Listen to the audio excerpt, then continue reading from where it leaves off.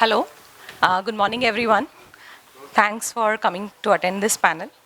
It is my pleasure to welcome you all in this important panel discussion that we are having here on strengthening value chains as catalysts for equitable benefits.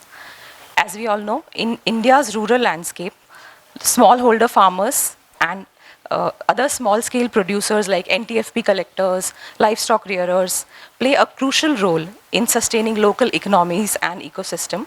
However, they often find themselves at the lower end of the value chains where risks are high, returns are uncertain, and access to fair markets remain very limited. Despite growing demand from farm and farm-based, forest-based products, the benefits of value chains are often skewed in favor of large processors and other market players. Strengthening these value chains through producer collectives, better market linkages, policy interventions, and fair pricing mechanisms can unlock higher economies for rural communities. This panel discussion brings together experts of various organizations, partner organizations of ABF, who have worked directly with small producers to address these systemic challenges. We will explore innovative models, possible solutions to these systemic barriers that promote fair benefit sharing, highlight successful interventions, and discuss role of various community-based collectives. So with that, I am honored to invite on stage our moderator for the discussion, Mr. Shashank Rastogi from Bridgespan. Our esteemed panelists, Mr. Ganesh Neelam from Collectivists for Integrated Livelihood Initiatives, CInI, Dr. Jyotsna Krishnakumar from Keystone Foundation, Mr. Prasanna Khemariya from SRIJAN, Mr. Sanjay Kumar from Manjari Foundation. We look forward to have an insightful discussion today.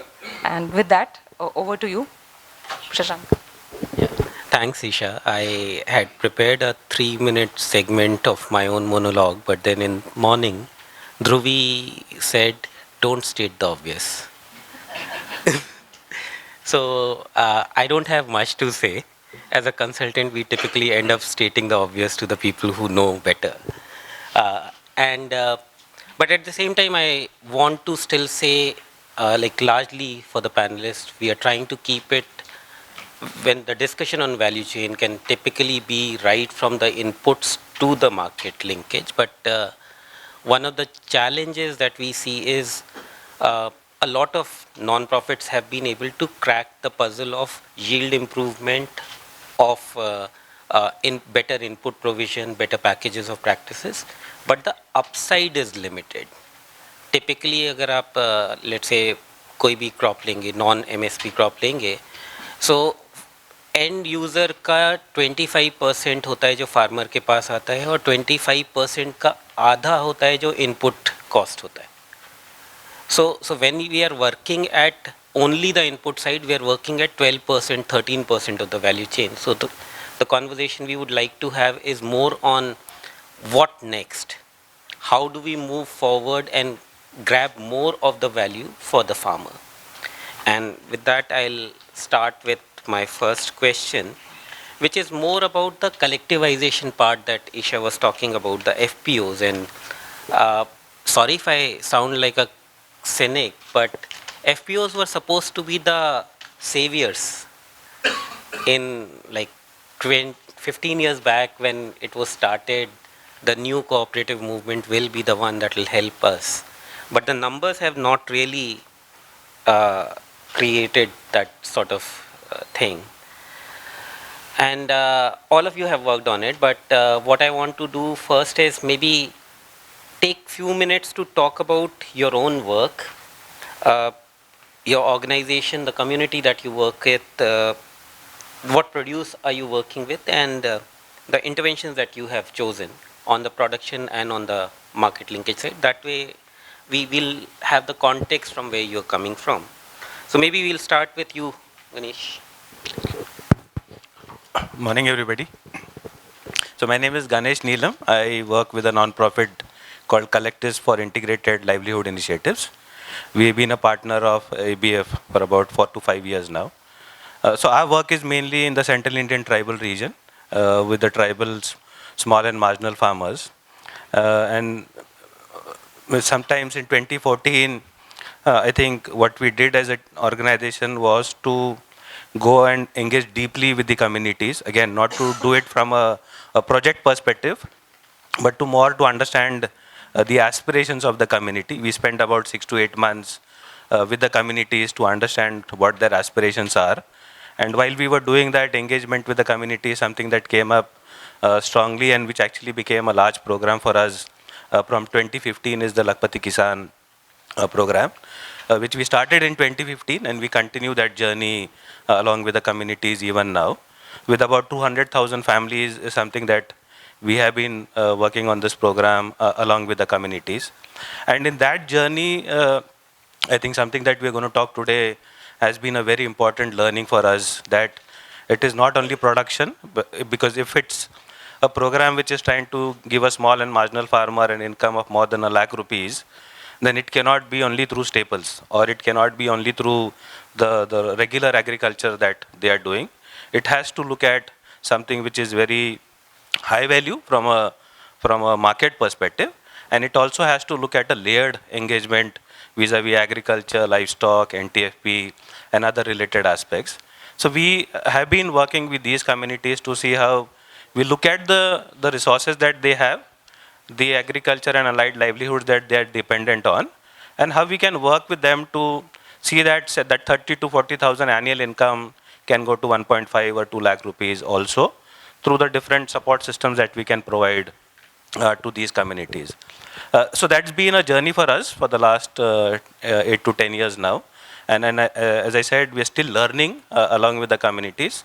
And maybe I'll share more about the work that we are doing with these communities going ahead. Thanks, Shashank. Jyoti, over to you. Well, hello everyone. Good morning. First of all, thank you for this invitation. Thank you to Axis Bank Foundation. And lovely to meet all of you, panelists and Shashank.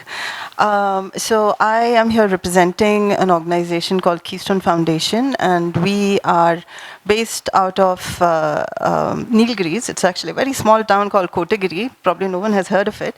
But I think the quick reference is Ooty. We are very close to Ooty. And we work out of Tamil Nadu. Ours is we call ourselves an eco-development initiative because where we work with indigenous Adivasi farmers and non-indigenous farmers as well, small and marginal farmers, with the intention of improving their quality of life, improving the quality of the environment, and also ensuring some amount of social ecological resilience.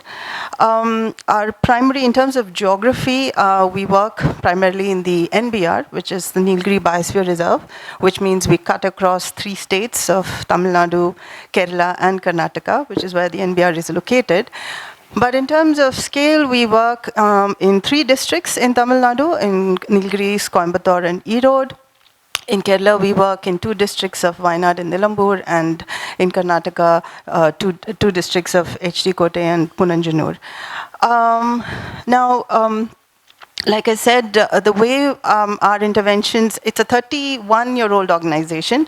And so over time, our programs have evolved, and currently we have about 5 thematic or programmatic focus when we work with these communities, with the Adivasi communities.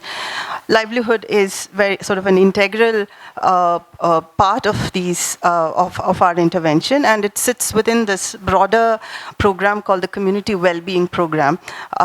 I might talk about it a little later, perhaps as part of our conversation. Why this? Why is livelihood not is part of this broader program? In terms of the communities, like I said, we work with indigenous Adivasi communities, if you look at their livelihood, largely the majority of their livelihood is actually dependent on rain-fed agriculture and also forest-based products, forest-based livelihood. And I would say, when you look at from a vulnerability point of view, these are communities, I must say, when I say indigenous Adivasi, we actually work with particularly vulnerable tribal groups. So there is a distinct categorization within the scheduled tribes where, these are communities who are extremely marginalized, very small in population, illiteracy is still very high, they live in very remote regions, very difficult terrains. So it is in these sort of challenging physical and other contexts that these communities, try and engage in these livelihood pursuits through agriculture, which is rain-fed, and also forest-based, both of which are very much dependent on seasonal changes and wildlife interactions and so on. So in that sense, focusing on sort of one product or one produce is from a livelihood security, income security, or long-term viability point of view, doesn't make sense. So it's a basket of products that our communities are engaged in, whether it is farm-based or whether it is NTFP-based.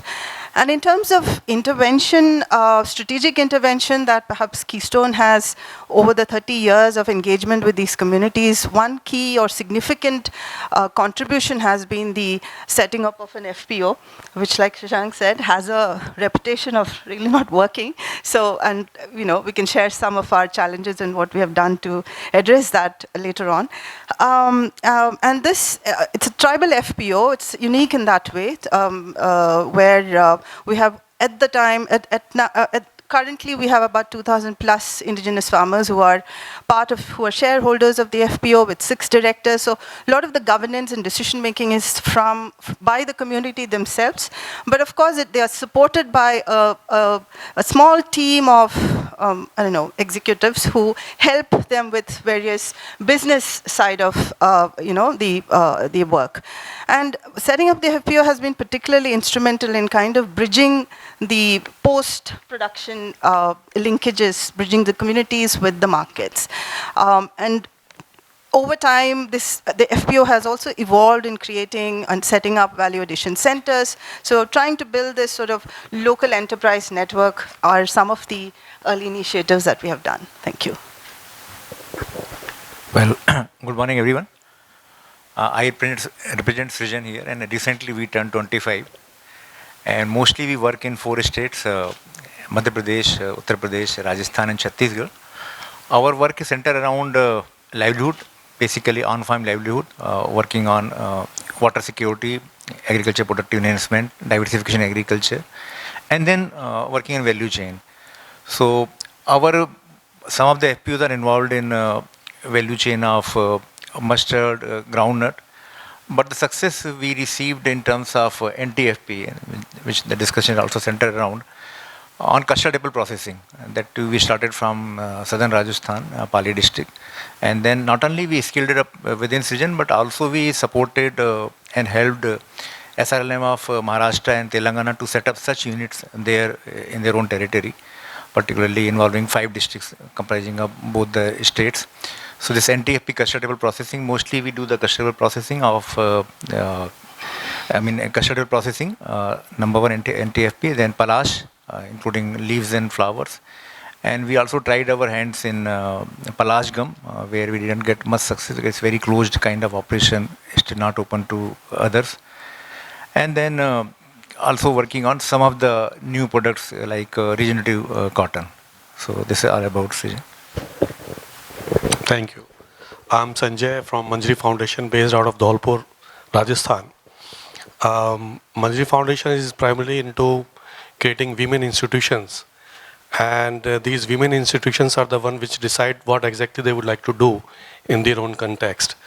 As of now, we are working in 4 states, that is Rajasthan, UP-MP, part of Bundelkhand and Uttarakhand, across 25 districts, and reaching out to around 224,000 women, collectivized into 38 institutions. And these institutions are,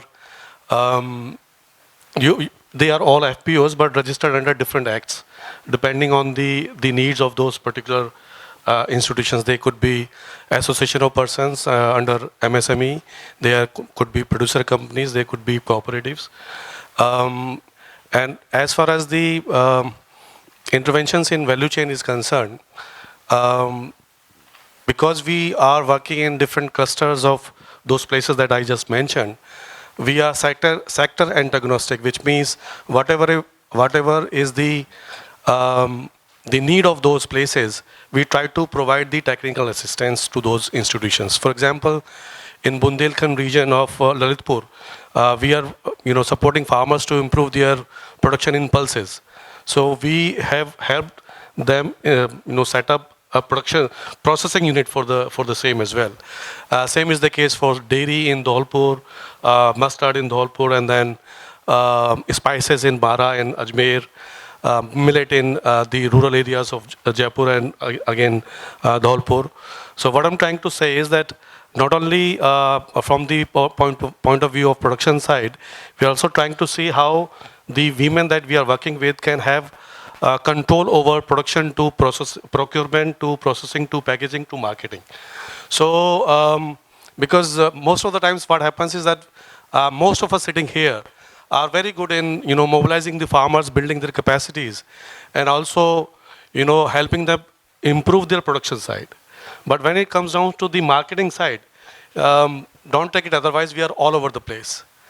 Especially हमें confusion ये होता है कि हम NGO में हैं, हम सब कुछ जानते हैं. ये हमें थोड़ा सा चेंज करना होगा. हमने मंजरी फाउंडेशन में थोड़ा चेंज किया ये पर्सपेक्टिव के साथ कि we need to have people who have the expertise working in the market side, the packaging side, the quality control side. We are not good at that. So we need to appreciate having those people on board, right? And getting the inputs from them. ज़्यादातर case में नहीं होता है. हमारे खुद के biases ज़्यादा होते हैं क्योंकि हमें लगता है कि हमारी स्पिरिट ज़्यादा अच्छी है, हमारे इमोशंस ज़्यादा उनके साथ अटैच किए हुए हैं.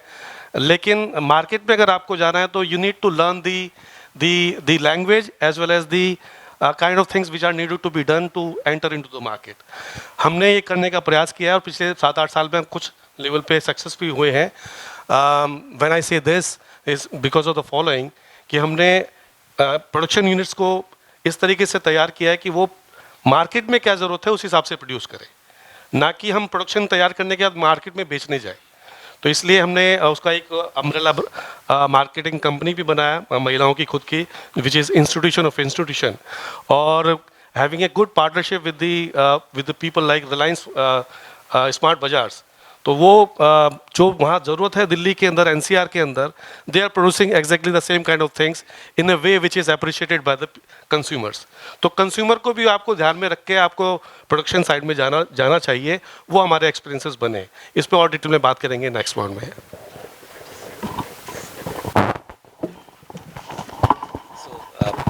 I'm just setting the mic protocol. So one mic on each table and I'll hog one. This one here. So Jyoti and Ganesh, if you could share the mic, and Prasanna and Sanjay, if you could. Thank you. And Sanjay, I'll stay with you, and you partly talked about some of this. As I was saying, FPOs were supposed to be the saviors. FPOs were supposed to be the pathway to progress and prosperity. But very few of them have been able to do that. I've been explicitly instructed not to say the numbers, but more than 18,000 FPOs in the country. And if someone asks me, someone external, a funder asks me, give me examples of FPOs which have been successful, honestly, I struggle beyond 10 to be able to say, okay, these are really successful. These don't need any kind of hand-holding support. So, like, is that expectation wrong? And if not wrong, then, or like irrespective, what has held the FPOs back? Why have they not fulfilled? मुझे लगता है कि ये बहुत unfair होगा कि FPO successful हुए हैं, अनसक्सेसफुल हुए हैं, और बहुत नंबर ऐसे हैं जो अनसक्सेसफुल की तरफ जा रहे हैं. ये बहुत अनफेयर इस सेंस में होगा कि हम उसको थोड़ा डिसएग्रीगेटेड वे में अगर देखने का प्रयास करें कि हमने प्रोजेक्ट के बेसिस पे FPO बनाए या नीड के बेस पे FPOs बनाए हैं. Was there any need for those kind of vehicles? ज़रूरत थी क्या, या कि वो फंडिंग पार्टनर की ज़रूरत थी, या हमारे गवर्नमेंट की तरफ से कुछ प्रोजेक्ट आया उसकी ज़रूरत थी? सो वो भी हमें थोड़ा देखना ज़रूरी है कि whether they formed because of the actual need of the farmers to come together, what was the glue which could keep them together. वो अगर नहीं है तो आप बनाते रहिए, उसके तो चलता रहेगा जब तक प्रोजेक्ट है, 3 साल का सपोर्ट है, उसके आगे हो जाएगा ही नहीं। तो एक तो ये वाली बात को थोड़ा सा देख लेना चाहिए। सेकंड जो बिगेस्ट चैलेंज है वो ये है कि देखिए कोऑपरेटिव के साथ हम इसको बहुत कंपेयर करने की कोशिश करते हैं कि कोऑपरेटिव देखिए कितना सक्सेसफुल रहा है, अमूल का भी कोऑपरेटिव हुआ है, डेयरी सेक्टर के भी हुए हैं, but the kind of support which was given to those cooperatives over a period of say 4-5 decades is not at all available to these kind of FPOs as of now. तो जब तक आप resources भी वहाँ पर नहीं put करेंगे तब तक तो वो नहीं होने वाला है। रिसोर्सेज की यहाँ पर जहाँ बात आ रही है, कोई भी प्रोजेक्ट उठा के देखिए, नाबार्ड के से सपोर्टेड कोई प्रोजेक्ट उठा के देखें, what is the kind of investment which is being provided. वो आप 3 लाख रुपए साल का उसमें प्रोविज़न दिया है कि आप उसका रिकरिंग कॉस्ट निकाल लें, और उसमें 25,000 या 27,000 रुपये का कोई CO रखेंगे और उसके बाद एक्सपेक्ट करेंगे शायद वो चल जाएगा। शायद we are asking too much, one thing. The second is the kind of working capital which is needed is also something which is restraining the these FPOs to unleash their potential. क्योंकि अगर आप 1000 farmers के input की भी बात करेंगे तो kind of resource कितने चाहिए आपको। थर्ड पॉइंट मेरी तरफ से ये होगा कि देखिए इनपुट को बेचकर जो अभी तक रहा है, खाद बीज बेचकर आप FPO को सस्टेन कर पाएंगे, नहीं होने वाला है। आपको पूरी साइकिल में देखना पड़ेगा कि आपके प्रोडक्शन में भी उसको कुछ मार्जिन मिले, फार्मर को भी वो प्रोक्योरमेंट में कुछ मार्जिन मिले, प्रोसेसिंग में कुछ मार्जिन मिले, और मार्केट की तरफ जा रहे हैं तो उस पर से भी कुछ उसको मार्जिन मिले। तो जब तक वो फुल साइकिल में नहीं सोचेंगे, लॉन्ग टर्म में नहीं जाएंगे, तब तक शायद मुझे लगता है कि FPOs के बड़े नंबर होने की वजह से बहुत अनफेयर होगा उसको इस तरीके से देखना। Thanks, Sanjay. And I don't remember exactly, but I was reading somewhere कि अमूल को NDDB से something like 35,000 crore की overall support मिली थी over 5 decades. So like that's the kind of NDDB support, or NDDB had the budgets to support the milk cooperative movement. But coming to you, Ganesh, similar question for you in terms of like Sanjay has talked about the intent, the kind of operational policies that are being set, as well as the role that the FPO is looking at. But what, in your experience, has been the challenge? So I would completely agree with what Sanjay just mentioned. And I think it's a bit early to say that the FPO ecosystem is failing. I think we're trying to predict things a bit early without actually putting that level of, say, engagement or investment on these institutions. I would draw a parallel to the SHG movement in India. I think similar to the dairy cooperative movement, the SHG movement had a lot of support over, say, 2-3 decades. And a lot of organizations, be the philanthropy, be players like NABARD, actually invested a lot of effort and energy, and the government also now with NRLM has adopted it. The CLFs or the federations also came in much later in the stage of the growth of the SHG movement. What has happened, unfortunately, is from the farmer producer company's perspective, the base has not been very strong. The producer's base has been very, what you call, dilute or less stronger, and there has been a priority to just institutionalize that structure. Now, with that priority, and again, I think all of us sitting here as non-profits have also failed in that process, wherein the priority changed, let us institutionalize, because the institutional process also takes a lot of time. We have only a 3-year or a 5-year engagement. Let us maybe institutionalize and think later of what has to be done. Now, that created a problem of the numbers coming in place, without actually looking at how the institution actually can grow and see from a long-term perspective. What I also strongly feel is there has not been a lot of, I would say, support that should have gone to strengthen these institutions on the ground. And these institutions would not need a non-profit type support, like the grants that we get. It needs a very different type of support, like Sanjay mentioned about working capital. Working capital, the quality human resource. The current way of engaging in the non-profit sector is somebody from the team is actually deputed as a CEO. Now, he's a non-profit person. He or she will always think कि यार नहीं ये तो मतलब इसको तकलीफ होगा member को थोड़ा सा आराम से, or we do it थोड़ा सा not too harsh. But वो business है. It is actually a business wherein I think none of us actually understand that space, and we are trying to dominate that space as non-profits. We need to change that conversion and see how we can get quality human resources from, say, larger institutions or real business institutions. Now, there is a challenge that those people also don't come because of the issues and connections that are there, because their expectation is very different. And a lot of non-profits like us are trying to get some good people, but they stay for a year, 2 years, and then move out. There is no commitment as well. Now that's an area wherein I think all of us will have to collectively see what should be done to ensure that there is a pool of quality human resource which gets into that space. What's happened to the NGO space is also a lot of philanthropies earlier have made that investment in the human resource capital to be there in the geography and grow. Take an example of Pradhan. So over the years, Pradhan has actually been able to strengthen the whole quality human resource work. But that's not happened in this space. And that's where I think collectively people will have to put in money to do that work on the ground. The second, I think, important learning has been that we are looking at, say, the women collectives, board of directors being women, and these are women who have been only mainly focusing on production and other aspects. Their understanding on markets is also very limited. But the expectation is that they will start driving and then taking things ahead to move forward. But there again, you're not building that capability, that engagement to look at. There is always a feeling that they have been appointed. Now you are in a way pushing certain things through them, and they will have to take decisions and move ahead, which becomes a big challenge from an ecosystem perspective. And unfortunately, I think the government is also not been able to streamline this whole process in a manner that it will strengthen the ecosystem for the farmer producer companies. It is going on this 10,000 FPO number, and that's where the 3 lakh rupees support comes in. That okay, as an NGO, I am getting that 3 lakhs to promote an institution. I am also looking at how many people in my team could be managed with that resource that I am getting. So those, I think, are perspectives which are coming, Shashank, and I don't think those perspectives are going to help us to actually see the streamlining of the FPOs from a long term.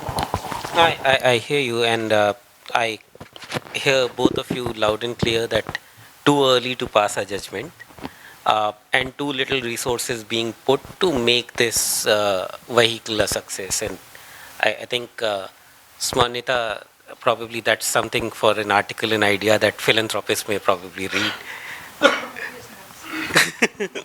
So I'll go to Jyoti, you and Prasanna, because largely farm outputs are a different kind of challenge, but when you talk about NTFPs, and both of you have been successful in those, the challenges can be very different. So when you look at FPOs which are working on NTFP sites, what are other challenges that you have seen that an FPO may have to manage, or like market side challenges that one has to manage?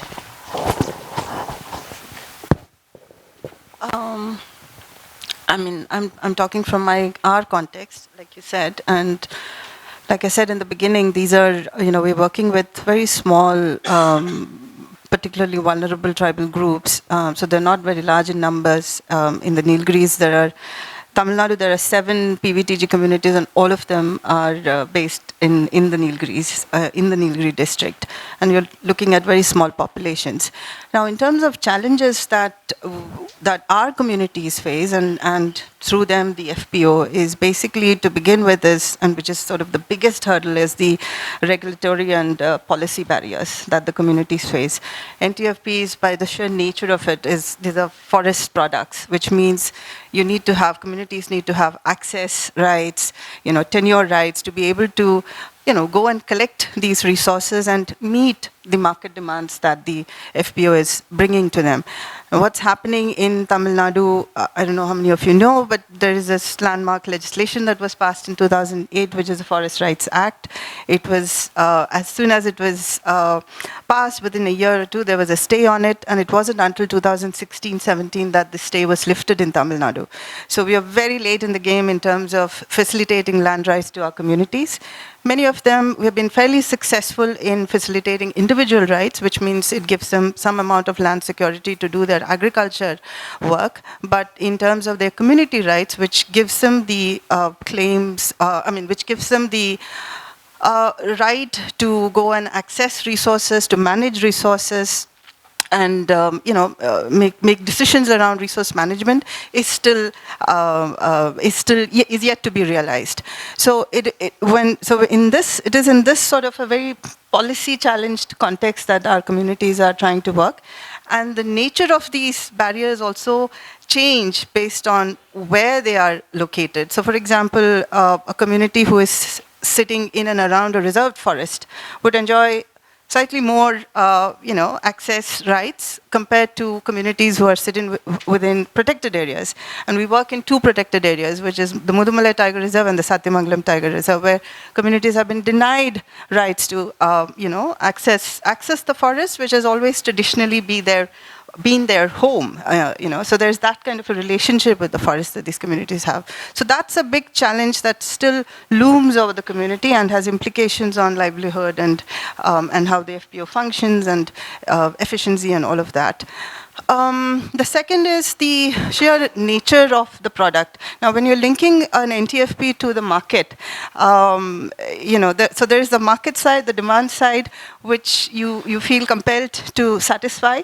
But for a product like NTFP, if we are just focusing from a market perspective and looking at income returns and revenue and all of that, the question of sustainability comes up. It can lead to, or it can sort of create an opportunity where you want to sort of over-harvesting resources just to satisfy demand.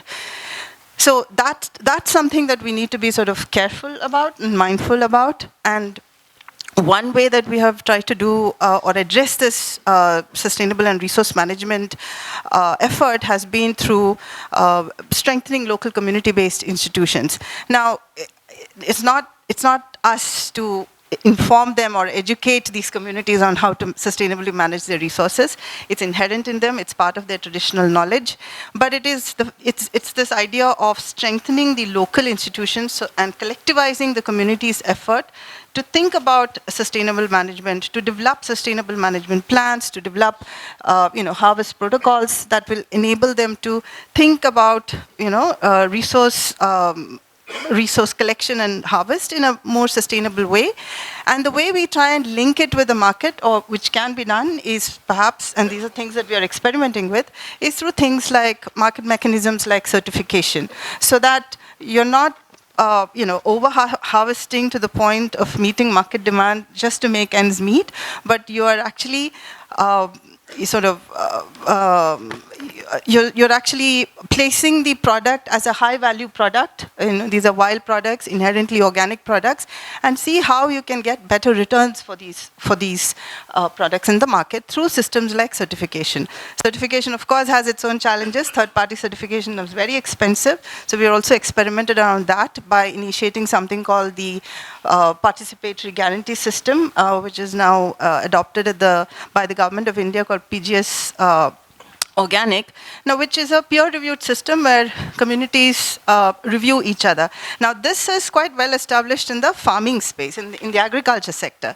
We are now thinking about how this can be actually adopted into the PGS, as something called PGS Wild, basically. So this is very early stages of our experimentation that we are doing, but this is the other challenge that we are faced with.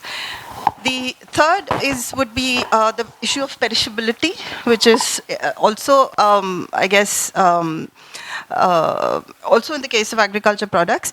And like I said, because these communities reside in very remote areas, their access to markets are very limited, infrastructure, road access, transportation.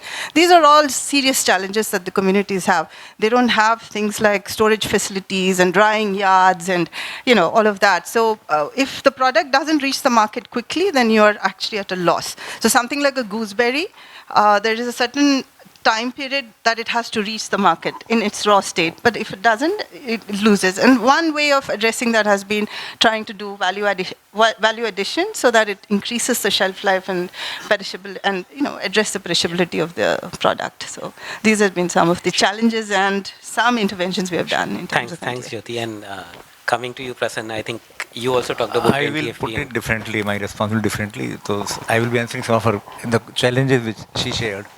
See, working with tribal FPO, working with FPO which has got tribal shareholding, itself is a different challenge. But the one thing which really helped us in our experience, going there with a blank slate, we know nothing. So respecting and listening to traditional community wisdom. What is the relationship of tribal with the forest? It has been a generation-long relationship. So one need to understand about the relationship. Respecting their traditional wisdom, but not only respecting, listening to them, but also working on it. They know at what time, at what season, which product will be which will get how much quantity. So the exact estimation is there. It's not a commercial farming. It's natural resources. So, but they have knowledge which has been passed through generation. So we have to work around it. Number one. Number two, working on the seasonality. Not only to engage the community year long, but also to make the FPO viable. So mapping about the what kind of produce are there, what kind of value addition can be done, and understanding about the market. That's the second thing. Third thing, about good relationship with the forest department. It's very much required to have a very good relationship with the forest department. Otherwise, you are not going to work in this NTFP space. So that's very essential. Fourth point, which we often think that middlemen are our enemies. They are not. But understanding the relationship with the community. It's also year-long, generation-long relationship which really works in their favor. Whenever they need anything for their marriage or for any health issue, they easily go to the money lenders or the middlemen, and they give them advance also. So how do you break it? How do you make your partner in the process? So we also devised a way that to have a good FPO, we must have very strong foundations also. So short-term credit needs can be taken care of. Third thing about remoteness, which she also talked about, and marketing. So what we did, we failed miserably also. We learned from our mistake. Earlier we used to have a centralized unit where the raw custard apple will come. So we will have a ripening chamber. And we thought we are very smart. If you look, if you see on a paper, there is a ripening chamber, there is storage chamber, then there is a scooping chamber, then there is a refrigeration chamber. All looks very good on paper. If you go with a business plan, it sounds fantastic. But in reality, it doesn't work. So we were able to produce only 10 to 25 tons of pulp every year. And we talk about equitable, but when we work with tribal, we need to also look at the equity and inclusion. So what we did, we digitalized everything. So every plucker does the ripening in their own home. Number one, so ripening is done there. So our storage space has been taken care of. We don't need any ripening chamber. Then what they do, we have established different units comprising of 4 to 5 villages where they take the ripened fruit there and hand scooping is done. We have taken use of technology, so we have got solar operated vents. So they take it, the pulp, to the center location. So in this way, from 25 tons, we have been able to take it up to 175 tons over a year. So these are the challenges, these are some of the challenges which we overcome. This is how. And any challenge that still exists? Yes, one challenge about how do you make your team understand that it's not a social sector, it's a business. That's remains a challenge. Earlier our team thought that going by lower scale and going by higher margin is the best way. But then we realized it's go for higher volume and less margin to get the equal benefit to each and everyone. And what I'm hearing between the panelists is that there's no one strategy. It's we like very keep on learning the process also. very contextualized. So you are talking about like high volume, low margin, play at that game. Jyoti talked about premiumization and like I think both of you talked about diversification because he was talking about seasonal produce and figuring that out. But like from a pricing strategy and positioning strategy, while Prasanna is talking about let's commoditize, let's create volumes, yes. And while you're talking about creating a premium position with certification and getting a like keeping that low margin, low volumes. And I think like these are very interesting MBA questions that we are talking about, and almost all of you have talked about the need for a different kind of talent or different mindset of talent, which sometimes we demonify in the social sector. People who think business, people who think of profits are bad people. So, but beyond the talent question, and this is Ganesh to you first, and then again I'll come to you, Prasanna. When you talk about an ecosystem, like we are talking about processing, we are talking about selling, we are talking about storage, all of this, what all is needed around FPOs to truly achieve the potential? So I before answering the point, Shashank, actually in the morning when Patel ma'am told Dhruvi that we need to come up with a large program, which is a collective program, I strongly feel this actually could be one of the large collective programs, which is looking at the whole FPO ecosystem. And all partners, I think, that are part of ABF or other philanthropies have these institutions which have been promoted. So how do we collectively also learn in that process? And there the link is like, again, if you draw a parallel to the startup ecosystem in India, the government and a lot of startup incubators have put in so much money, right from mentoring to the so-called go-to-market. And there has been a lot of money that has gone into the startups. Again, a lot of startups got this money as a grant, that they will pitch to a challenge, they will get grant money, they will maybe do the prototyping, and I don't know how many actually went to the so-called go-to-market. We don't talk much about the failures over there, but we talk the failures over here. I actually think the FPO ecosystem also is like a startup accelerator or an incubator. Sorry, I need to counter you on that. I think, and I'm being honest here, I've been in the startup ecosystem. I think the startup ecosystem is far more accepting of failures and far more open about failures. I think, like, I wear my badge of a failed social entrepreneur with pride. That I did that and I failed miserably, and that's my introduction most of the time. So I think that just saying we do, like startups do talk about failure all the time. Yeah, but again, we can keep on countering each other on this to look at. But what I am trying to put across is, now in the FPO ecosystem that one is talking about, or maybe the for-profit ecosystem from a company perspective, one is you are basically trying to maybe institutionalize. Now, as part of the ecosystem structure, the main elements are, I think, the whole governance and a lot of what you call compliances that are needed.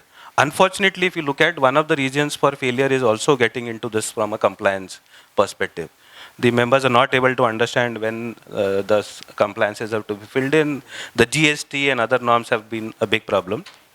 So as an ecosystem support, how do you bring in this particular piece? Sanjay mentioned an important point on working capital. The share capital that is coming from the members is very less.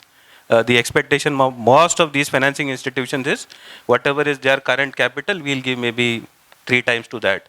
But that capital itself is so low that you are giving maybe 3 times of it is going to be very, very less from a working capital perspective. One of the collectives that we have been working closely, they failed miserably because they took all the produce from the farmers, paid the farmers upfront, and they were expecting 6 months down the line that the markets will do better, but they did not. And unfortunately, the warehouse cost was so much that they had to sell it on a lower price.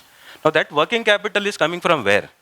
It is not coming from these financing institutions to look at. So I think that's also an important component to look at. The third, I think a lot of technology players, and then here again, the connection to the startups. If you look at Shashank, some of the startups that we have been trying to work on, they come and pitch that they now have FPOs as the dealer connection because the technologies are there. They're wanting to use the FPOs to see that their member base can use that technology. But it is a more transaction-based engagement. It is not an engagement which is an institutional engagement to build capabilities of the FPO also from a technology engagement or a business perspective. Now that's again an important technology coming and helping the FPCs to engage with the what you call members, because that will also help from the pre-production to the post-production stage. So I think that's an important piece over here. And finally, I think the markets that are very important. Unfortunately, a lot of us have not been able to crack the markets, and it still remain a big challenge. Even with large players, I think Sanjay brought the point on Reliance, but there are others who actually give a lesser price compared to what the market is giving. And then they expect, no, they should supply the produce to them. Now, how do you basically play in this place? The farmer is saying, I'm getting a good price over there in the retail market or maybe some other market. Why would I pay on a lesser? Now, that is a challenge also because the farmer's expectation is कि हमेशा ज़्यादा मिलना चाहिए. Markets are playing very differently. Now, how do you play in that space is also a very critical challenge. So I see market also as a very important challenge. And that's where I strongly feel, Shashank, is if you are able to work out a large common program across all the organizations, because all of us are in a way grappling with this issue, to look at the whole FPO acceleration program and get good quality FPOs or at least building FPOs in that for a 3 to 5 year cycle, see how they are grooming, growing, bringing quality human resource to support them, the go-to market, mentoring, everything, and then the growth happens. That's what I strongly feel. Sure. And like you said 3 to 5 years, I would have said longer. At least start. If you say 10 years, then nobody is going to actually support that. So I also fear the challenge. And like you all have talked about it, and I completely agree. Like my assertion to one of the players was that you need 15 years of support. We do need, but I think since yesterday we have been talking about the NGO space, the NGOs unfortunately are also not able to get a long-term support. It's again becoming a 3-year, 5-year project cycle. So maybe somewhere to start, and I think for a lot of philanthropies or CSRs, that level of investment will actually change a lot of things to look at. And yeah, coming back to the ecosystem requirement, building requirement, Prasanna, coming to you. See, we have to go to our olden days of SHG formation. How much time we used to give to SHGs. So we had a very strong base. I mean, we used to work for 3-4 years without talking about any federations. So we spent a lot of time on building the SHGs, their capacities. And then we talked about apex body. In the case of FPO, the reverse happened. We talked about apex body first, formation of FPO, governing body, board members, and then we looked around now who could be the members, who could be the equity holders. So time and commitment is very much required on formation of the base. They are not like SHG, they are activity based groups. In SHG, everyone used to come. I mean, you can have a SHG of where farmers will be there, those who don't have any land, they will be there in a one SHG. But in case of FPO, you cannot have such kind of diversified group. You need to have activity based group. Those who are involved in that kind of activity, they should be become member of the producer groups. So that we need, I mean, a long-term commitment from both the promoter as well as from the funders also. In our case, we had, we were lucky to have ABF, which assured us, okay, 5 years we will support you on this FPO.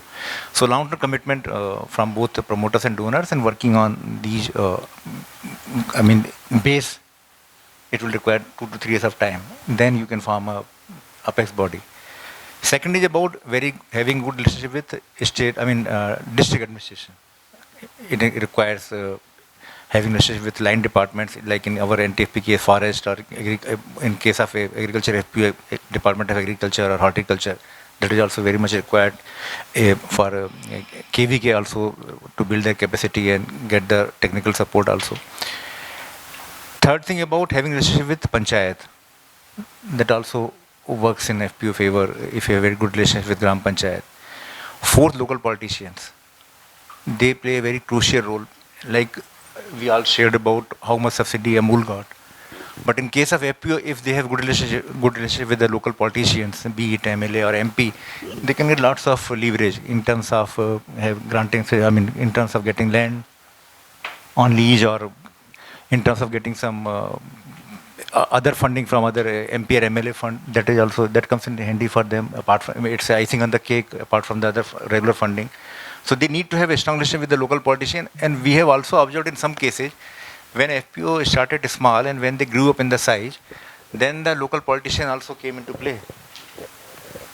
That we want to be in the board of this FPO. So for to overcome these issues, they need to have a strong relationship with the local politician right from the beginning. So these are the ecosystem in our experience which are very much required. Sure. Thank you. And before I move to another question, I'm just going off script here. One of my observations or the benefit of FPO that we don't talk about is how they change the market practices. In one case which I had studied in corn, in maize, introduction of moisture meter as a standard practice, while the FPO itself was not sustainable, it changed the whole market practice, which led to better farmer realizations. So there's an indirect benefit of these collectives. So I just wanted to check, like in all your experiences, if you could also share one indirect benefit that you have seen, if any. Or if you haven't, then I'll just say that maybe you haven't observed it, but there is some happening. So if anyone of you would want to share any kind of indirect benefit. And then I'll move to the next question. Yeah. Hello. So indirect benefits बहुत सारे हैं. Take cases of dairy. Whenever you start a milk collection center in a places which are dark spots, where the cooperative dairy doesn't exist, so you immediately see the price shooting up, say 5 rupees a liter to 10 rupees a liter, being offered by the private players. So that's the direct benefit that you start getting. Of course, it is basically to fail the cooperative movement or the producer company. But eventually, there is some kind of market adjustment in terms of the rates being offered. So that's the direct thing. Same is the case with the mustard procurement.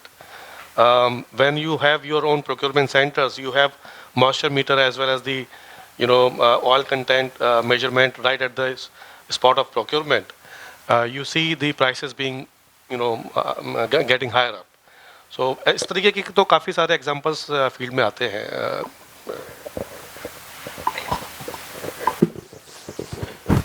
2-3 examples that we have seen. I think something that we have been learning, and I think a common learning for all of us, is the farmer producer collective is not able to take 100% of the produce from the members to the market. The members still, in our case, we have seen 60% of it being sold by them directly to look at. But what has happened in this case is, like in case of livestock, mainly goats, now there has been a regular practice that goat का weight नहीं होता था पहले. तो वो जो आएगा trader वो कुछ तरह से देखेगा and would say a price, and then the farmer used to give. Now if the collective is trying to do a process of having a weighing machine to sell the goat, the member is understood. The member will maybe sell say 20-30% through the FPC, but the remaining when he or she is selling will ensure कि वो weight के हिसाब से जाए. Now that's a connection that the member is also learned as part of the process, and goat is one example, but there are again many such examples to look at.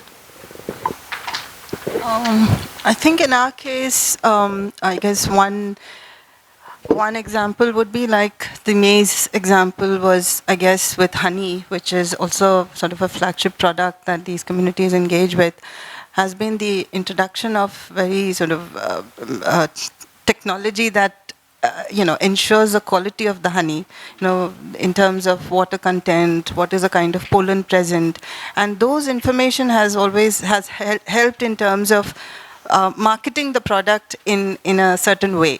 So for example, and again it's connected to the question of seasonality as well. So there are certain seasons where jamun is flowering, and then so you market the product as a jamun honey because you have the technology to sort of get a sense of what is the predominant pollen in that, or flavored honey and things like that. And so that has been a bit of a game changer, I would say. I was just also, I wonder if I can go back a little bit in terms of, some of the, um, the ecosystem part that he was referring to. And, I just want to bring it to this attention that it's great that when you're able to engage with the panchayat, engage with the line departments, but it's also we have to be mindful of the fact that it's also very contextual. Just comparing Tamil Nadu and Kerala, two states that we work with, the scene is completely different. In Tamil Nadu, panchayats are almost dysfunctional. Communities are just fed up and they're so pessimistic. Like if you tell them that, oh, panchayat, for PVTG, there's X number of funds that has been allocated. There is these XYZ schemes that you can, like nothing is going to happen. They'll just say that money has not come, which is the truth, which is, money has not come down from the state, and many times we have heard that the money has gone back. It has been returned to the center because the money never reached the panchayat. So there is that kind of a, challenge that we have to deal with. The other is the working relationship with the department, forest department. I really want to know your secrets on how you work with the forest department, because it's not been very easy, especially, when we're working in protected areas, and this is despite of legislations that are constitutionally approved, like the Forest Rights Act, which are sort of significant landmark legislations that are, in some ways addressing the many years of injustices that these communities have been facing. So, and yet you have bureaucracy that works in a very different way, almost sort of in denial that there is such a legislation. So, how do you then work in an ecosystem that is sort of going almost all the time against you? So these are some additional challenges, which is, you have to be, Actually, use of solar has been a game changer for us. In terms of two ways. Number one, having solar operated vehicles, refrigerated vehicles that helped us, and solar operated cold storage. But another important thing which comes about marketing intelligence and about our professional team or our thinking as an NGO. Let me give you one example to everyone. It's like a trade secret I am sharing with all of you. When you sell custard apple pulp, so our team and even community also emphasized that we will sell it as a natural product, without any adulteration, means without addition of any sugar. But what sugar, when you don't add any sugar, the color of the pulp is somewhat pale, somewhat yellowish. So it doesn't attract the buyers. Now the buyer suggested, if you, that is Vadilal in our case, and Vadilal suggested that if you add 1 kg, 1 teaspoon of sugar in 1 kg of packing, the color will become white. So it will be very attractive. So even when we manufacture ice cream, so the customer will get attracted. Otherwise, it's pale color, so there will be less demand for it. Now, here the questions of NGO and working profitability comes into play. Then there is a big debate. कि नहीं हम तो नहीं बेचेंगे, हम तो ethnic, हम तो moral value है हमारी. How we can add sugar? Ours is a natural product. So then community member, they are the smarter one. They then decided, okay, we will add sugar and we will write it in so. And this is sugar added product of this price, and this is not sugar added product. So that's how we, counter the market. So it is very much important to understand about the community wisdom. We take it for granted that these are tribal people, they don't understand about the market, but they had much more great accumulation. So that adding 1 teaspoon of sugar really changed the game for us. So now Vadilal buy us every year in bulk from us. So that B2B is working in our favor in that sense. Sanjay, both you and Prasanna work in water deficient region like Bundelkhand. So one of the questions that I had, I'll start with you, Sanjay, and then come to Prasanna, you as well. When you're working in regions where there are some basic gaps, how do you judge if market side interventions can be undertaken or whether the focus needs to be on something else? And at what stage do you say, okay, now we are ready to move from level A to level B? Right. So it is also about understanding your geographies where you are working, right? What exactly is needed to be done? So if you are going with your own set of agenda, that you are going there to procure something and then you are going to form the FPO so that you can market something, that's not how we operate. So for example, in Lalitpur district, we started working with the farmers to enhance their production in the pulses through improved package of practices.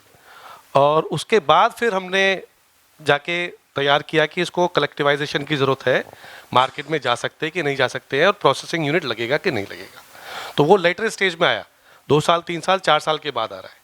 तो ऐसा नहीं है कि हमने पहले से ही market के बारे में सोचना शुरू किया था. एक बात. Second example is on Banda district, where we started by having farmers convinced to have farm ponds. तो पहले फार्म पॉन्ड बनेगा, उसके बाद पानी की मात्रा बढ़ेगी, उसके बाद वो किसी क्रॉप में जाएंगे, उसके बाद फिर प्रोडक्शन पे जाएंगे, फिर उसके बाद आएगा. तो it's not like you are saying that you have a set agenda to work in those places, that this is this set activities that we are going to do. So it is contextualize, very much contextualized. Dairy में जैसे धौलपुर में हम काम कर रहे हैं, तो पहले प्रोडक्शन साइड में काम किया है. प्रोडक्शन साइड में क्योंकि दूध ऐसा होता है कि वहाँ आप डायरेक्ट मार्केट में भी कर सकते हैं. तो we have reach to this stage after 8-9 years of working with those people. तो आपको वो कंटेक्स्ट समझना ज़रूरी है, क्यों करना है, उसके बाद ही बनाए. एफपीओ बनाने के लिए किसी प्रोजेक्ट में हमें नहीं बोला गया, किसी फंडिंग पार्टनर ने हमको नहीं बोला कि आपने एफपीओ बनाना है, लेकिन हमने बाद में बनाया. और बनाने के बाद फिर पार्टनर के साथ भी गए कि हम इस तरीके से कर रहे हैं, we need some kind of support, and they appreciated and they also supported to some extent of course. So my point is that it is basically to understand the context of those places first. Thanks. And Prasanna, See, in rainfed area, the things are very different, as Sanjay rightly said. In rainfed area, the biggest challenge and the biggest, important part before us is about to save the kharif crop. It's not about having a second crop, rabi crop. It's about saving getting a life-saving irrigation for the kharif crop. So the first priority to get the kharif crop. Then, if you have created water potential, then having a second crop is icing on the cake. It's like a bonus. And in Bundelkhand region, the growing of wheat is taken as a pride. So the moment you create water potential, the farmer will go for wheat, PC, for 2 reasons. Number one, it's a matter of pride for food security reason, and third, it can be sold easily also. You don't require any NGO or marketing intervention to sell wheat in the market. And even if you do collectivization, wheat MSP price is around 2,400 rupees per quintal. And if you do any, precision effort, 150 per 100 kg you will get it. So 1.5 rupees a kg. But if you work on the production side, which you rightly Sanjay said, that if you are able to reduce the input cost, number one, number two, or you are able to increase the production, even the farmer gets 100 kg more, 2,400 rupees. So it makes better sense for them to go do their own marketing. But over a period of time, we realized in Sagar, Jayasee Nagar, it took us 10 years to form a FPO. It was not a top-down approach, bottom-up approach. Now the Britannias and ITs of the world are coming to them and buying from them. So it will evolve gradually. It's not that there is no need to right from the day one go there and form the head first and then look around the base. Let it evolve. Every rainfed area has got different challenges. So at least 4, 5, 6 years of time will take us to reach up to that kind of volume where there will be surpluses and there will be diversification. and also like both of you had earlier talked about, like you talked about the glue that holds this group together, and Prasanna, you talked about the fact that these are activity-based groups. So how do they first come together and start thinking of themselves as a group is the first question as well. Jyoti, when it comes to tribal population, are there additional considerations to be had in terms of like collectivization or group formations in this manner? Oh, yes, indeed. So I think I think Sir or Sanjay, one of you made this reference earlier on that, when you're working with tribal communities, they have a sort of relationship with the land and the forest that they live in. It's deeply, there's a deep cultural and spiritual and traditional connection that they have with the land. And I think this is something that we have to be sort of mindful of when we introduce modern ideas and of markets and enterprise and all of that. Because what we have noticed is, and it's also then connected to this question of governance and rights as well. So, so you kind of see the sort of the vicious trap that they are in, if without rights and without governance and without the opportunity to govern, you are actually setting stage for disconnection with the land that they were always part of. So there is that kind of a complexity that sits within the tribal communities, and one needs to be always sort of mindful of how do we address that. And one way we have tried to do that as a foundation, as a non-profit, and this is separate from the FPO, but obviously there's a connection, is by strengthening community institutions, like strengthening institutions like the Gram Sabha. Where you, and anyways, when you look at tribal communities, very rarely do they do activities individually. It's always a collective effort, whether they are, working on their farms or the harvest, interventions, or going to the forest to collect resources. It's all a very collective effort. It's not an individual household level effort. And so therefore, it made a lot of sense to strengthen this, collective capacities of the communities, and we started by actually engaging with the Gram Sabha, which is the main basic institution where all adult members of the village are part of the Gram Sabha. So strengthening that, and the Gram Sabha also has a legitimate status within the Forest Rights Act as well. So that has been one sort of intervention that has helped in addressing some of these concerns. I would say the second big important aspect has been the, from an inclusivity point of view, like a gender perspective, where you see that within the tribal community, women play a very significant role, whether it is in farm-based production and livelihood or NTFP. They are the collectors they go as a group to collect NTFPs, and also tremendous amount of effort that they put in the agriculture space as well. So our effort has been to actually advocate for recognizing women as farmers. So, when you think farmer, it shouldn't be a male.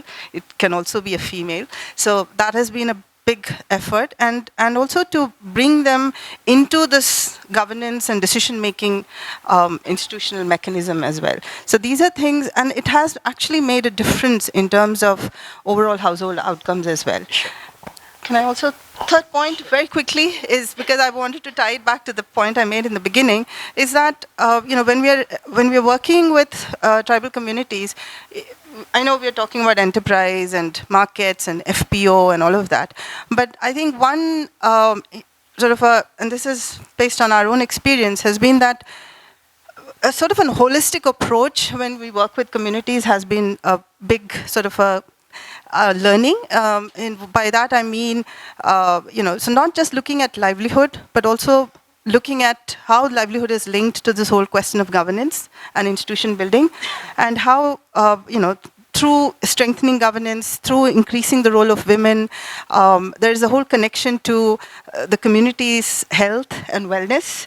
And through all these interventions, how it sort of strengthens their cultural and sacred linkages to the land. So this kind of a holistic approach towards well-being, talking about indirect benefits. So there is the income security, but then you're also looking at overall, sort of this holistic well-being outcomes of the community as well. And that has been very very sort of unique in terms of addressing or working with tribal communities. Yeah. Thanks, Jyoti. And last question, and then I'll open it up for the audience questions. In 30 seconds, let's say if I was a non-profit leader wanting to get into value chain intervention, what will be your advice in terms of what should I keep in mind? So maybe start this way. Should I say don't get into it, or? That's a fair advice. Yeah, one would be that advice, but I'll also maybe add one more. In this case, I think the point that we have been emphasizing is understand the community, the context, and then basically design or decide when the structure or the institution has to come in. Build up that base, and only then get into the larger engagement. Only a one point I think to just maybe put across is, it's very important that we focus on the production, because in most of these geographies the production or the productivity is low, but one also has to think from a market. So I think a combination of both the markets and the production is something that one will have to look at. Because unfortunately, it's, again, people keep on saying it's like a chicken and egg situation. So it's very important to look at the production, but also see what the market is going to demand from that production perspective. I think one, I guess, innovation or something that you would, well, first of all, of course, communities' consent and communities, buy-in is obviously, I mean, that's where you start, like everyone said. But I think one, perhaps an approach could be also developing this kind of a local enterprise network. So it's not, you're not just looking at one or two products and how you can value add those products, but also looking at additional allied sectors. So for example, when we're working with tribal farmers, like someone said, we can give the input support of seeds and all of that, but create this ecosystem of enterprise network that where the bio-input is also locally produced, the saplings are locally grown. So all this kind of creates sort of expands the livelihood basket for the household, at the household level and also at the community level. So that's always a very sort of a hook for communities when they see the opportunities expanding. Thanks. Understanding about the product and market, we were able to, I mean, we got success because Ahmedabad is there, biggest market for custardable pulp, and Nagpur, another market for custardable, I mean, for ice cream. So market was there. That's the number first important thing. The second thing, the product was there, custardable. So, I mean, these two things are very much required, market and product. Sure. Sanjay? Yeah, segregate the non-profit works from the profit work. Having dedicated and expertise, and the people who have the expertise in terms of market, in terms of the the packaging, the pricing, the costing, let's appreciate having them onboarded with us. उस पे हमें जरूर करना चाहिए. The last point I would like to emphasize is, apart from focusing on business sustainability, we should also try to invest into system sustainability, which is जो भी हम institutions create कर रहे हैं, are they going to sustain themselves in terms of the system that we are going to set? Business की profit और losses वो cycle हैं, चलेंगी, लेकिन system sustainability नहीं होगी तो शायद वो चलने वाला नहीं है. Thank you. Yeah, thank you. Any questions from the audience? Okay. Sorry, I saw Naveen's hand. Naveen's hand first. So we have 15 minutes. 15 minutes. No, so we'll take 5 questions with short responses. Naveen. Sure. So one of my analysis is that because this session is on value chain development, and are we directly jumping into formalization and collectivization when it comes to value chain development? Are we evaluating other options, keeping value chains informal, which leads to much lesser complexities, no burden of compliances, no risk involved with the NGO's own reputation on ground in market? Or are we directly jumping into formalization and that is the only way to formalize the value chain? Second is collectivization versus individuals. Can individuals also play as an entrepreneur to make the value chains more competitive? So I think basically less compliances, less risk on our own brand with community market. Ganesh, you want to take this?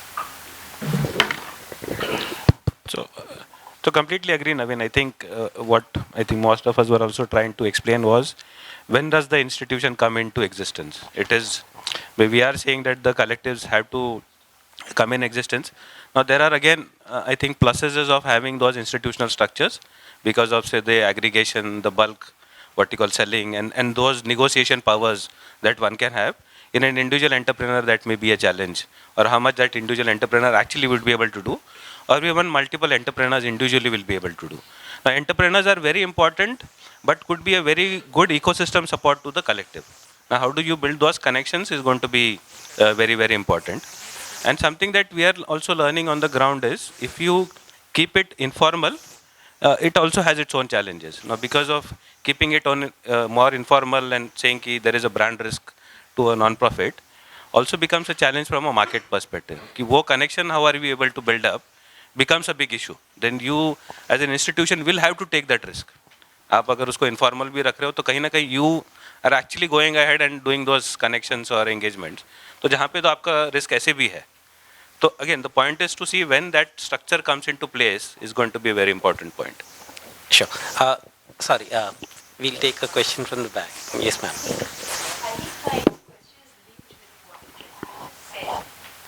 I'd be keen to know that if the FPOs have been slow to start up or a little with so many structural problems, how is this whole agripreneur model working? If any of you have any experience? There is a Session person sitting there. He can answer it better, I think. There is a session. But there is a session. So are you from CInI? Yeah.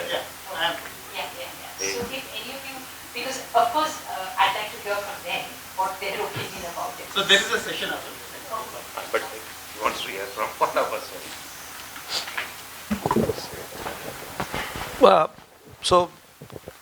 We have examples from the field who are actually into some kind of entrepreneurship. Bundelkhand का example काफ़ी सारे ऐसे हैं. I would say 75% of them are doing relatively better job in terms of creating business for themselves, and कुछ individuals हैं ऐसे जो 12 से 15 लाख रुपए का बिजनेस भी साल में कर पा रहे हैं. ये डिपेंड कर रहा है कि किस कंटेक्स्ट में बात कर रहे हैं और कितना बिजनेस वहाँ पर एग्जिस्ट करता है और किस व्यक्ति ने उस चीज़ को टेकअप किया है. It is basically to so entrepreneurship is not for everyone to start with. वहाँ से आइडेंटिफिकेशन करके आना बहुत ज़रूरी है कि कौन लोग उसको आगे लेकर जाना चाहते हैं. हमारा तो रोल केवल इतना सा है फैसिलिटेशन का. बिजनेस डेवलपमेंट कैसे करना है, प्राइसिंग कैसे करनी है, कॉस्टिंग कैसे करनी है, risk has to be taken by the individual. तो वो तो वहाँ से अगर ठीक व्यक्ति ने किया तो वो एग्जांपल बड़े अच्छे आ रहे हैं. Like this is another session and I want to have this question posed there. Like when agripreneurs work, are they working for the benefit of the farmer? That's a question I will put. But coming to the questions on this, maybe Jayesh bhai we can ask, and then we'll come to, we'll take. I think we should keep more time for conversation.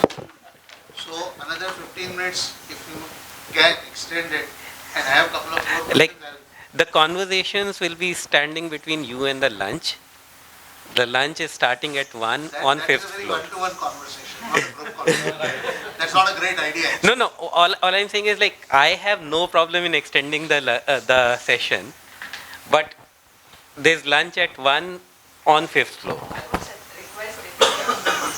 But yeah, let's start with the question, Jayesh bhai. So, करीब चारों panel को एवं शशांक जी को भी मैं जानता हूँ. आप लोगों का स्केल और मेरे दो अलग-अलग डिस्कशन है. One is the scale. आपका कितने परिवारों के साथ रीच है और उसमें से कितनी फैमिलीज आपके एफपीओज और बिजनेस मॉडल में जुड़ी हुई है. And what is the relation between the that FPO and reach. जैसे आप एक गांव में 100 परिवारों के साथ काम कर रहे हैं तो उसमें से कितने लोग जुड़े हुए हैं. If the example of the Bagdara, we are working with around 150,000 families and we are still struggling to case all are in the business model. Second, if we talk about the Swaraj philosophy जहाँ पे Bagdara काम करता है तो हम हमेशा sustainability पे बात करते हैं और indigenous solution और मॉडल क्या है. आप wisdom knowledge और उसको लेकर के हम indigenous wisdom की बात कर रहे हैं. So we always believe the heart, local traders, local mechanism, and हम उसमें if we can train the farmer for the better negotiation, knowledge, all those things.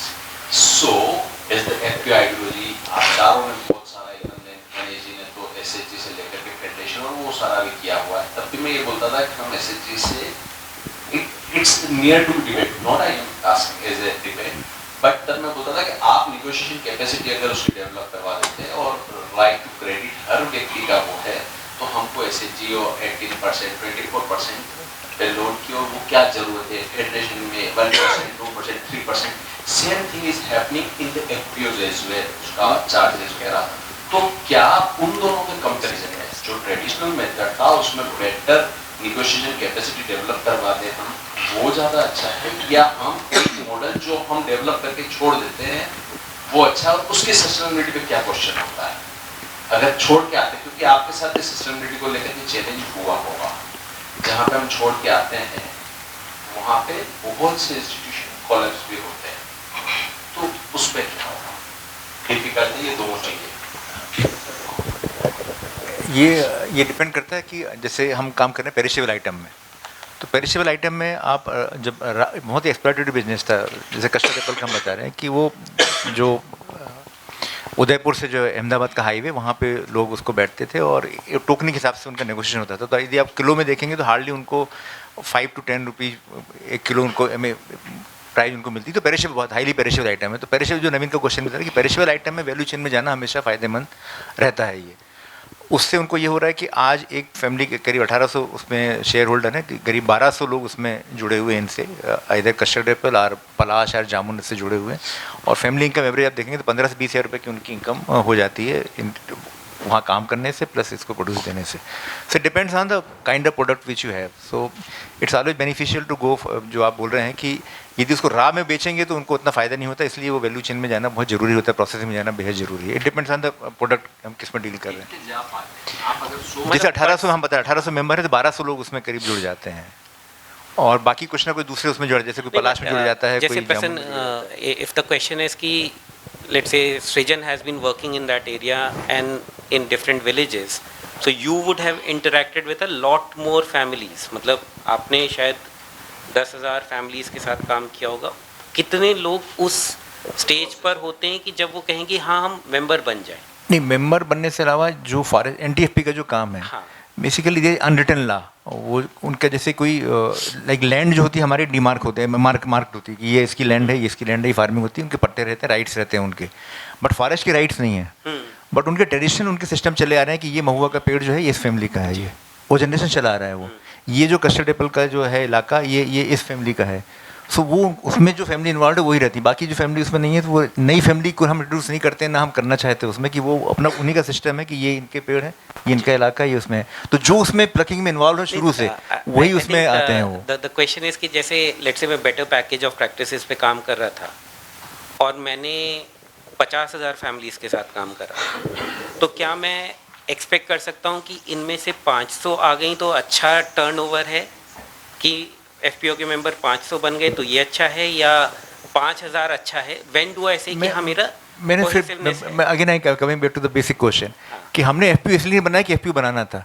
हमने FPO बनाया उस प्रोडक्ट के अराउंड, जो those who are involved in collection of NTFP उनको लेके FPO बनाया। It does nothing with agriculture. हम लोग उसमें करना भी नहीं चाहते हैं, ना मक्का में काम करते हैं ना किसी में काम करते हैं। उनका प्रोडक्ट बिल्कुल डिफाइंड है कि जो NTFP प्रोडक्ट है उसमें वो FPO काम करेगी, जो मेंबर उसमें जुड़े उसमें वो काम करेंगे। So that's very much well defined kind of FPO। Ganesh ji and Sanjay ji दोनों अगर इसका कर पाएं, मतलब एक एस्टिमेट दे सकें, बॉल पार्क नंबर दे दें कि मानोगे नहीं। So we have example from mustard as well as dairy. So dairy के अंदर तो हमारे मोर देन 4800 से ज़्यादा फार्मर्स हैं जो FPO के मेंबर भी हैं और डेयरी का काम करते हैं। लार्ज स्केल में और भी किया जा सकता है। Again it's a function of how much working capital the FPO has got. Same is the case with the mustard farmers. हमने लास्ट ईयर भी 3000 फार्मर्स के साथ उस FPO ने प्रोक्योरमेंट में किया और उसको ट्रेडिंग भी किया है। ये परसेंटेज के हिसाब से देखेंगे तो पूरा for example if we are working with say 100 farmers, so around 25 to 30% of the farmers are linked with the market. That's the kind of ratio given the limited resources one FPO has got.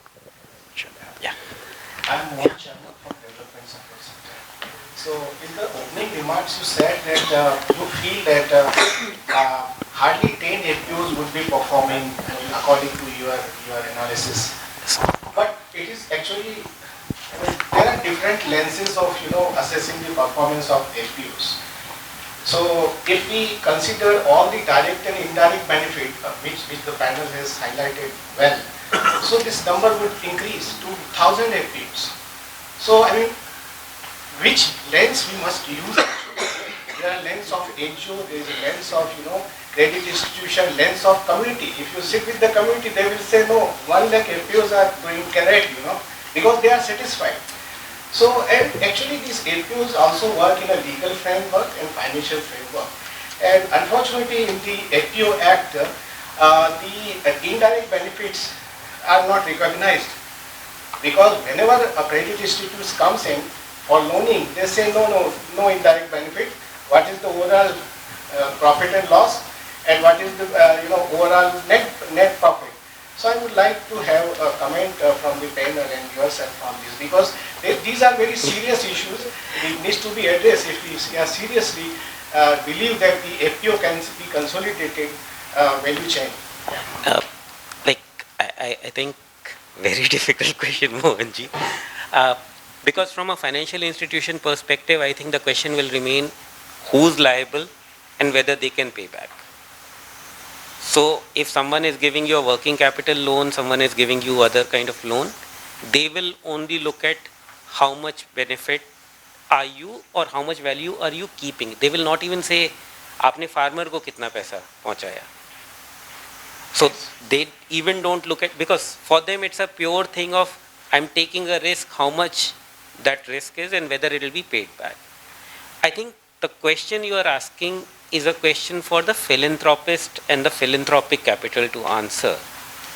Because from a social good perspective, the point you made that we should ask the community whether the FPO is successful. And we should ask the community of what is the ROI of having that FPO.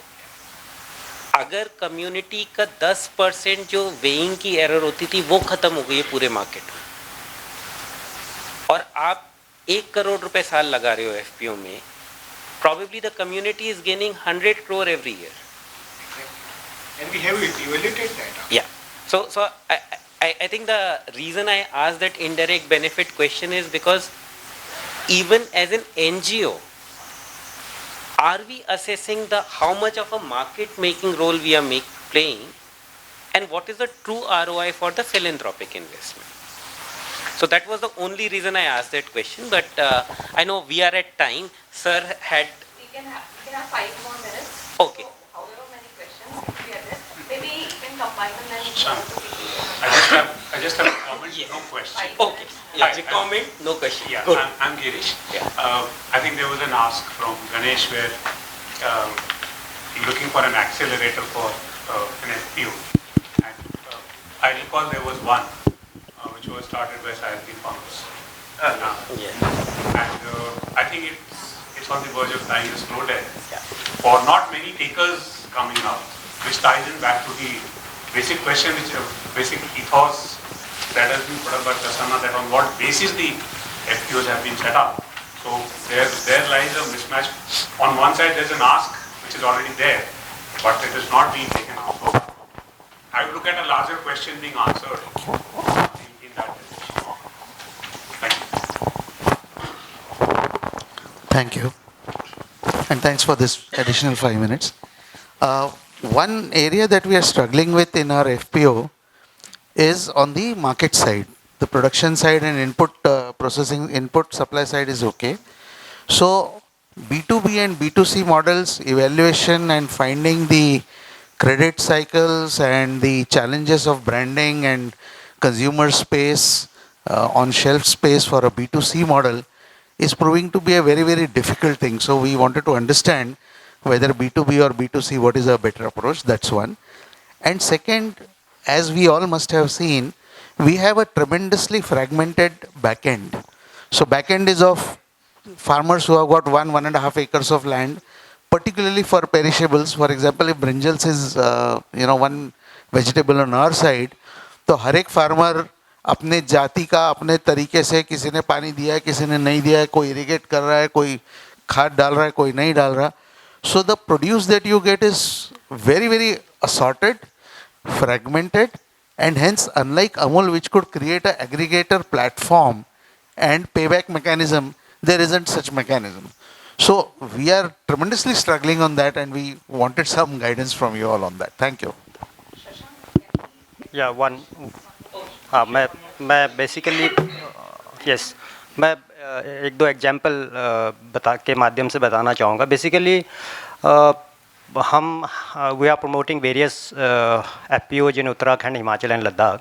So there are some examples. So एक दो examples से मैं जो issues हैं उसको raise करना चाहूँगा. एक जैसे हम हनी पे काम कर रहे हैं और हनी जो एक FPO पैकिंग करके मार्केट कर रहा है वो 700 रुपये में हनी पूरा प्रोसेस करके पैक करके दे रहे हैं और जो मार्केट में 5 स्टार होटल्स और डिफरेंट उसमें जा रहा है जिसके थ्रू जा रहा है वो 2500 रुपये का बेच रहे हैं.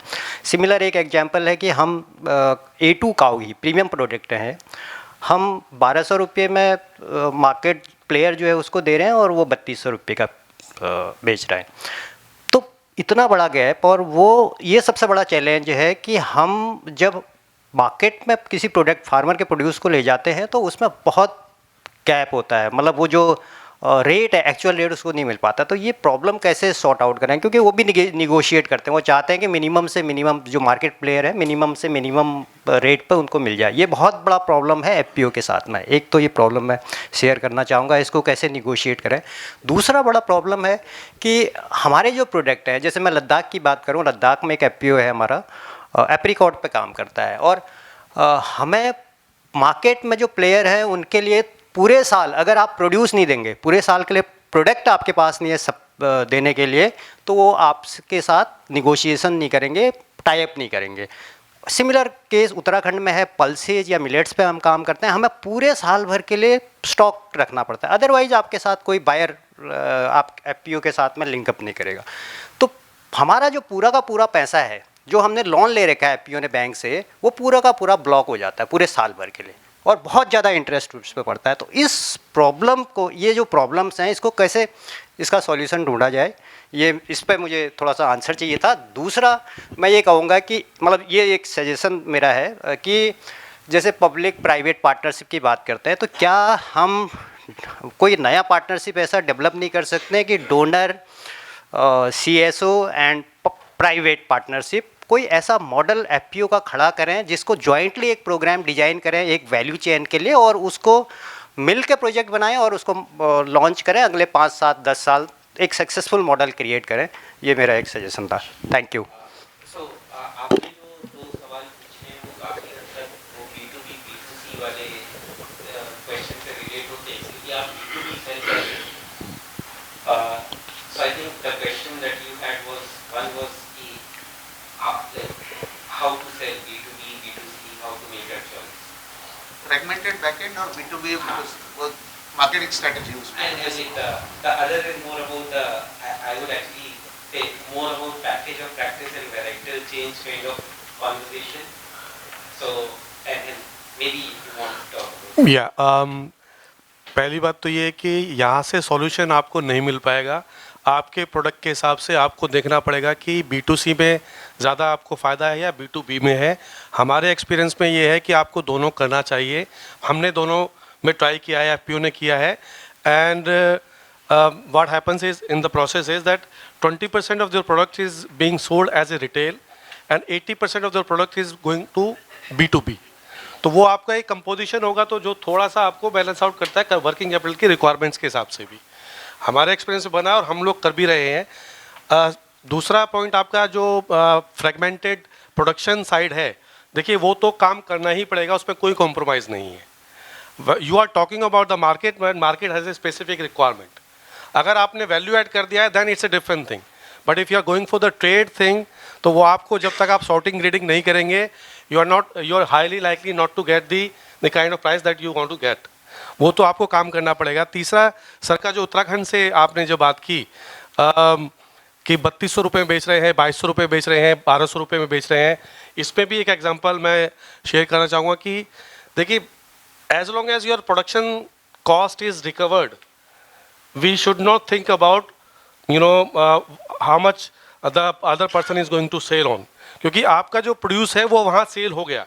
एक हमारे साथ एक पार्टनर ज़रूर ऐसा जुड़ा है जिसने उसमें भी प्रोडक्शन जो आपकी कॉस्ट निकली वो आपको अपफ्रंट पे कर दिया, और जो मार्जिन्स है MRP का जो भी उन्होंने फिक्स किया 3200 किया या 1500 किया, उसका 50% is going to get back to the FPO. तो वो आपको आइडेंटिफाई करना पड़ेगा कैसे पार्टनर ऐसे हो सकते हैं. There are partners who are working in that direction as well. We need to identify. थोड़ा सा हमें माइंडसेट ये चेंज करना ज़रूर पड़ेगा कि देखिए एमआरपी पे जब जाता है उसमें आपकी जीएसटी भी लगती है, उस पर उनके मार्जिन्स भी है, मार्केटिंग कॉस्ट भी है और प्लस उसका कमीशन भी है, तो वो प्रोडक्शन से सीधे सीधे 3 टाइम्स हो जाता है।